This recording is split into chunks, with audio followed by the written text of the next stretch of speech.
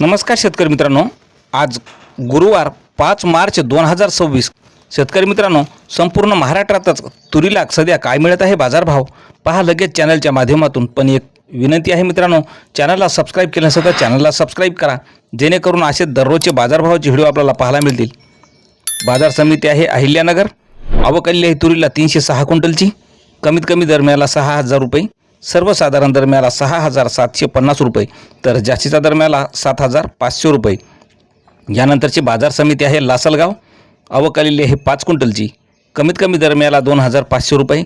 सर्वसाधारण दर 6,501 रुपया, तर जास्तीचा दर मिळाला 7,201 रुपया.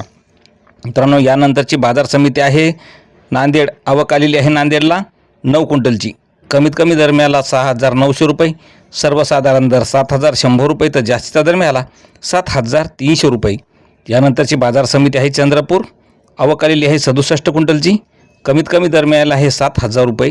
सर्वसाधारण दर मिळाला 7,300 रुपये, तर जास्तीचा दर मिळाला 7,370 रुपये.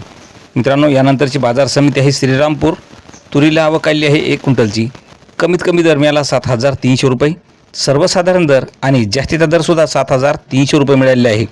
यानंतरची बाजार समिती आहे मालेगाव वाशिम. आवक आलेली आहे 75 क्विंटलची. कमीत कमी दर मिळाला 7,500 रुपये. सर्वसाधारण दर मिळाला 7,600 रुपये, तर जास्तीचा दर मिळाला 7,700 रुपये. यानंतरची बाजार समिती आहे मुरुम. गजर तुरीला आवक आलेली आहे 140 क्विंटलची. कमीत कमी दर मिळाला आहे 7,500 रुपयाचा.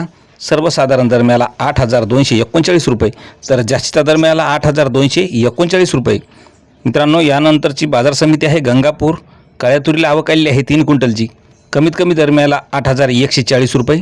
सर्वसाधारण दरसुद्धा 8,140 रुपये, तर जास्तीचा दर मिळाला 8,180 रुपये.